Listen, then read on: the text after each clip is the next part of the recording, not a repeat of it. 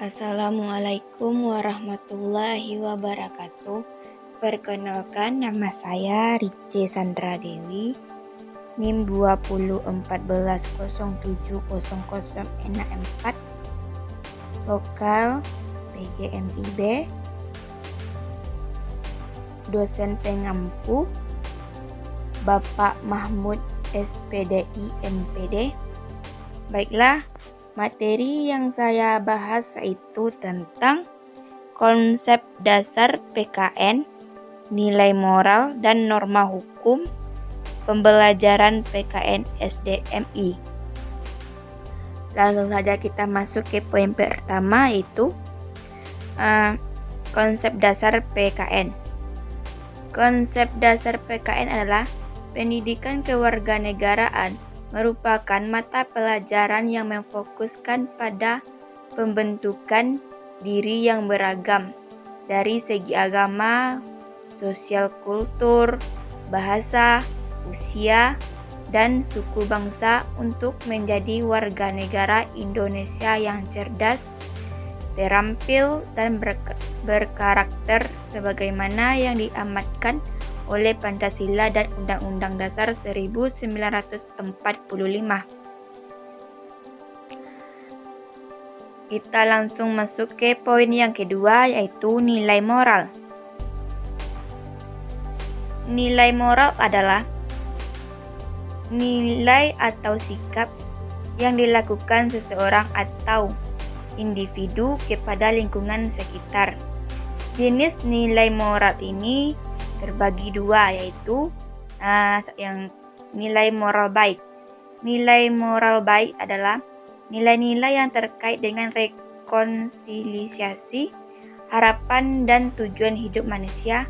Dalam implementasinya, Anda bisa melihat dari aturan sosial mana yang baik dan mana yang buruk. Contohnya saja, tindakan membantu orang lain yang membutuhkan adalah bentuk nilai moral yang baik karena bermanfaat bagi orang lain dan masyarakat. Yang kedua, nilai moral buruk, yaitu nilai yang buruk dan tidak memenuhi harapan dan tujuan hidup manusia lainnya. Nilai ini berbeda dengan tatanan sosial, di mana efeknya dapat menyebabkan banyak masalah sosial di masyarakat. Contohnya, mencuri atau merusak adalah bentuk moralitas yang buruk karena merugikan orang lain. Baiklah, kita akan masuk ke poin yang terakhir, yaitu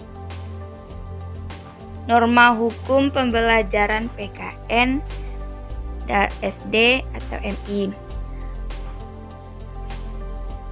Norma hukum adalah menjadi manusia tentu harus menaati norma hukum yang berlaku. Hukum merupakan sebuah perintah atau larangan untuk melakukan sesuatu.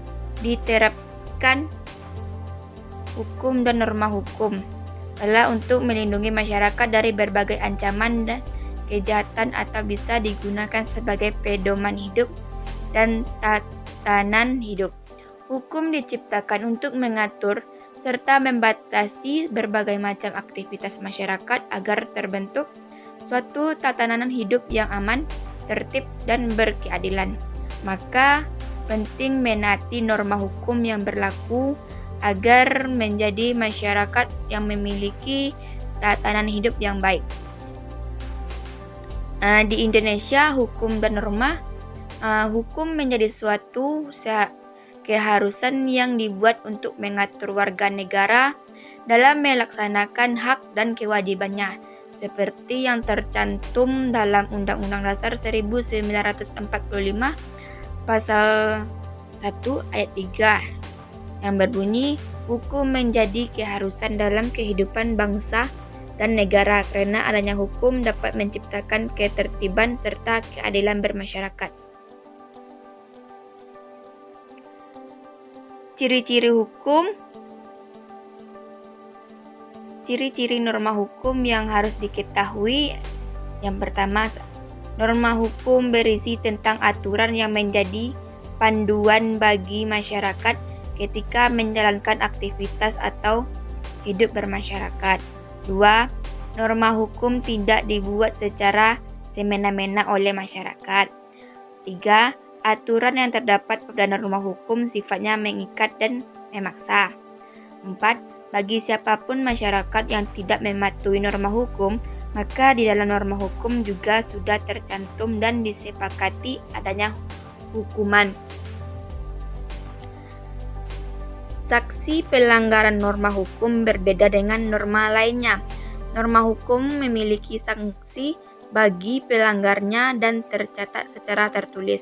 Sanksi dalam norma hukum dapat berupa pemidanaan, denda, maupun hukum sosial, di mana sanksi tersebut berlaku bagi setiap warga masyarakat yang melanggar norma hukum yang sudah diatur dalam peraturan undang-undang. Contohnya saja pada pasal 351 dalam Kitab Undang-Undang Hukum Pidana. Yang pertama, penganiayaan diancam dengan hukuman pidana, penjara paling lama 2 tahun 8 bulan atau pidana denda paling banyak Rp4.500. Yang kedua, jika perbuatan mengakibatkan luka-luka berat, yang bersalah diancam dengan pidana penjara paling lama 5 tahun. Yang ketiga, jika mengakibatkan kematian, pelaku diancam dengan pidana penjara paling lama 7 tahun. Dengan penganiayaan disamakan sengaja merusak kesehatan. 5. Percobaan untuk melakukan kejahatan ini tidak dipidana. Contoh norma hukum yaitu yang pertama, peraturan lalu lintas. 2. Membayar pajak. 3. Merusak fasilitas umum. 4. Menaati hukum yang berlaku. 5.